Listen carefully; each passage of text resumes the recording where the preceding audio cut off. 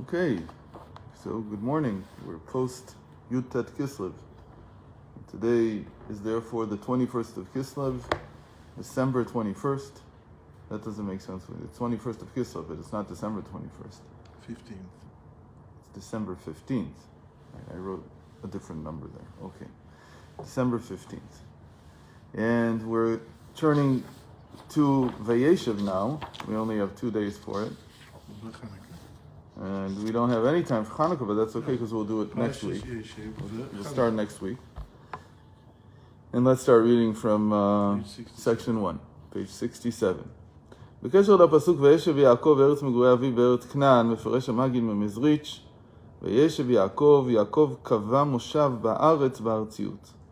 So our parsha begins that Yaakov dwelt in the land. Why does it have to say that he dwelt in the land? Be'eretz migurei aviv. Because, says the Magid of Mezrich, that he dwelt in the land in the earthly qualities of the world. Madua asazot. And why did he do this? That's the other word that we don't understand here, which is migurei, in the land of the dwellings of his father. So Yaakov dwelt, or lived, or settled down in the land of the dwellings of his father. But dwellings also means, megurei also means oger, like an oger. So it's a storeroom, it's a storehouse, somebody who stores Oger things. is a letter. What? Oger is a letter. Oger is a letter? Missive, no? No. שולח לאוגר. No, I don't know what you mean at all. So, the land of the storehouses of his father. What does it mean? That his father, Yitzchak, when he was in the land of Israel, he collected holy sparks of holiness. את ניצוצות הקדושה נמצאים בדברים הגשמיים להעלותם אל אביו שבשמיים. So his father, Yitzchak, gathered these holy sparks. And Yaakov is doing the same, except here his father, says the Magid, is not his physical father. It's not Yitzchak, Isaac. Rather, it's God. So what is he doing? He's collecting the sparks. This whole idea that the world is full of holiness that's fallen down from a previous existence. Previous existence is what we call the world of chaos. And that shattered and broke. And the holiness from the vessels that were in that reality fell down and was captured in our world, in our reality. So that we have affinity to things based on our need to collect the holy spark from them and elevate it. So that's what he was doing. He was collecting holy sparks. That's what it means for us to connect with the earthly qualities of the world. It's to connect with what makes them holy. Meaning that if a person feels that this is the house that he needs to live in, the feeling that he's getting is from the holy spark, not from something else. He feels that there's something special about this place. Why is it special? Because it is part of his mission to gather, his personal mission, to gather holy sparks. And we talked in length in the beginning of the week about how this was a tremendous transition in thought, in human thought, when the Alter Rebbe began to speak about personhood, began to speak about personal mission. Ayeka, where are you personally?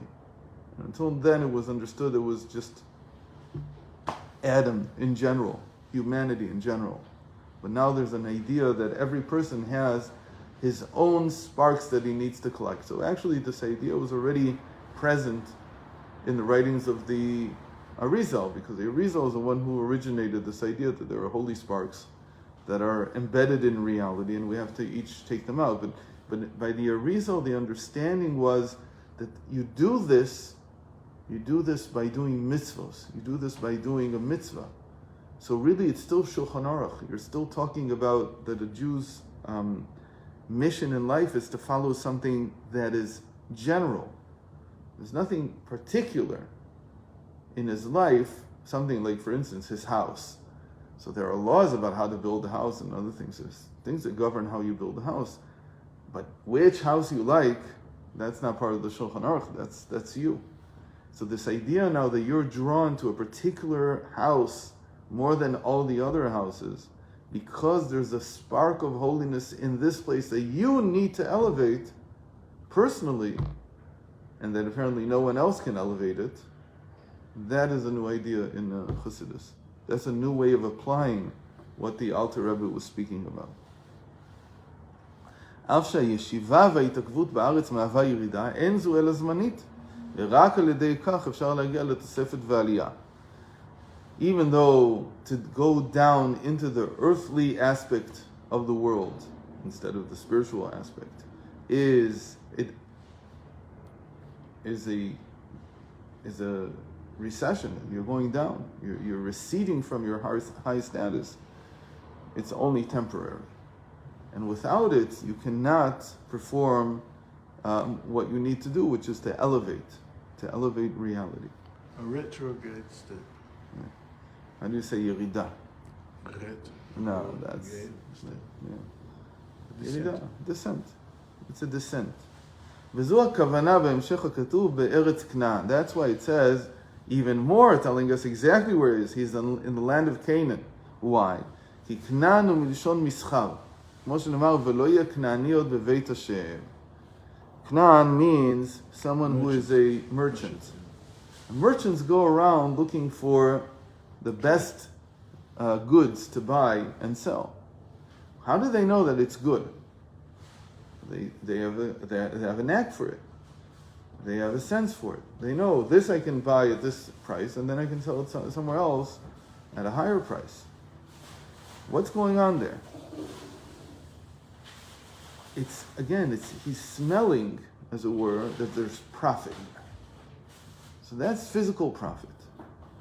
A Jew, or somebody who serves Hashem, is someone who's looking for spiritual profit, but not for himself. As we'll see, he's going to compare us to bees in a beehive, like a hive mind. That if I'm really going to do this properly, it has to be for the sake of bringing what they make the honey out of, which is what they collect. What do they collect? They collect the pollen. So the pollen that they bring and that they turn into honey is only for the hive. They don't eat it on the way. They don't come and say, this is, 10% for me and the rest goes to the hive. Their whole thinking is, first of all, I bring it to the hive. And then it's redistributed equally or as much as they need for each one. So he says, that's how you have to do things. You have to be a merchant, but unlike the physical merchant, the merchant who's dealing in physical goods and wants physical profit, you need to look at things like with a hive mind. Whatever I'm collecting is for the benefit of the world at large, and then the world gives me back what I need. והנוהג במסחר הוא שתחילה משקיעים כספים כדי להרוויח לאחר מכן. ככתוב, יש מפזר ונוסף עוד. And this is a big deal that we'll start talking about today. We're not going to finish today. What is going on when a merchant makes his profit? So the first thing he needs to do is mefazir. First of all, he has to take the money that he does have. Sometimes he even loans it. And then he has to cast it away. He has to throw it away. Why? He's investing it, as it were. So investing is a very interesting word. What does it mean you're investing something?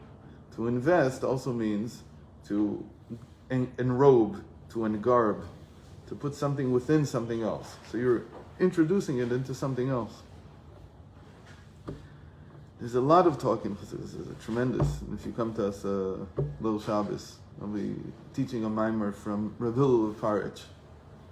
And he goes into a lot of length into this idea.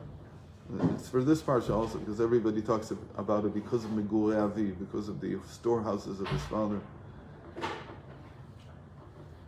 How do you make money? How do you invest in general? He says you have to invest when something is close to not existing. It has to be close to nothingness.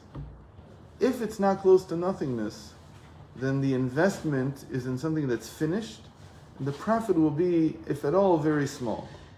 In other words, if I buy a piece of land and I sell a house, I build a house on that land, I can make a lot more than if I take a house and I just renovate it.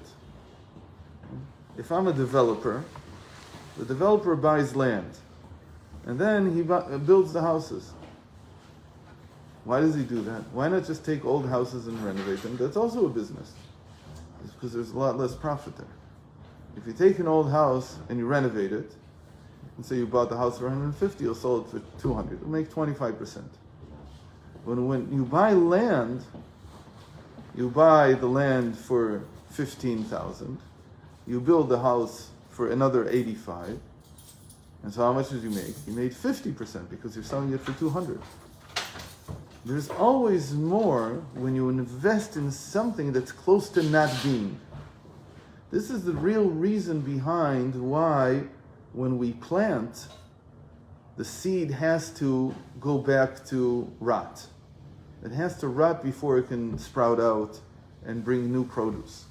And what's the idea there? That not only am I investing very little in the seed is very cheap. You know, a whole bag full of seeds is like nothing, like $5. And then the produce that you make from this is a few acres worth of produce. So you're making from, let's say, from $5, $10, you're making $1,000. It's true, there's also work there, but even with all the work considered, you're making well over 75, 80% from all that you invested. Because there's a lot to be gained there. Why? Because the seed goes all the way back to nothingness. It completely nullifies its being. The same thing is true about us. The more a person is able to nullify their being, the more comes out of them. The more profit there is. Again, the profit here is not just physical profit. We're talking about spiritual profit. Spiritual profit especially, if a person is willing to nullify all that he knows and forget everything that he knows and start over all the time and say, I'm willing to forego all my explanations until now. That's exactly what happened with the Alter Rebbe that we spoke about at the beginning of the week. The minister's aide said, don't tell me Rashi, I know Rashi. Okay, so he has to make up something new. When he makes up something new, he certainly didn't do it on the split second. What he did was, he had to nullify himself. He says, if it's not Rashi, if it's not Rashi represents, the commentary of Rashi represents the culmination of all that the sages said. In a certain sense, he's like a me'asif.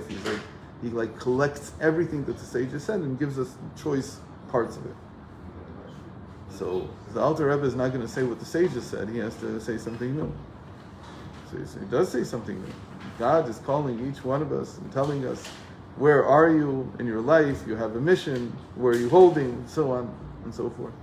That's a new explanation. It was never said. He can do that because of his level of nullification. The same thing is true when I need to say something. If I just repeat everything that I've heard, that's very nice. But, okay, there's many people that's what they do when they teach Torah. They only repeat what they've heard, which is a very good quality. But there's another quality, which is called okevarim. The one who repeats everything that he heard, in the Talmud is called the Sinai. Why? Because he's repeating everything from Sinai and down, he just repeats what it says. But okevarim v'tochanan ze bazeh, but that he takes mountains and he grinds them one against the other, creating something new.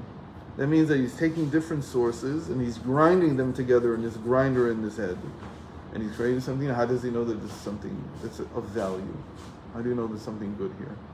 He says, because he nullifies himself completely. He says, I'm willing to forego everything that I am and have something new here. This is how most of the Rebbeim would teach. What would they do? The Rebbes in Chabad. They would prepare everything that they wanted to say. They would sometimes even write it down. Everything they would say could be a few hours worth. So it could be a dozen, 15, 20, 30 pages, 40 pages sometimes, like the Mittler Rebbe. Where do we have all his long lectures from? How do we have them? Because he wrote them beforehand. He didn't write them afterwards. He wrote them beforehand. And then, after he delivered it, he went back and he changed it based on what he delivered. Why was it different? Because before he spoke, it's like he nullified himself completely. It doesn't exist. And he started over, as it were. And when he started over, something new came out. So you have to go back to really have profit, whether it's spiritual or physical. The more you go back to nothingness, meaning saying, this is for my Father, this is not mine, the more innovation there can be in it, the more profit there can be in it. So that's the first thing. It's called yesh mefazer v'nosaf od. He's casting away. Mefazer is like to spread out, but he's not just spreading out. Mefazer here is like he's annulling it. He's finishing off everything that he had. He's even taken loans and he's throwing them out. And by throwing them out, and again, money's gone. You bought something. Then you have a chance of making great profit. Continue this tomorrow. God willing.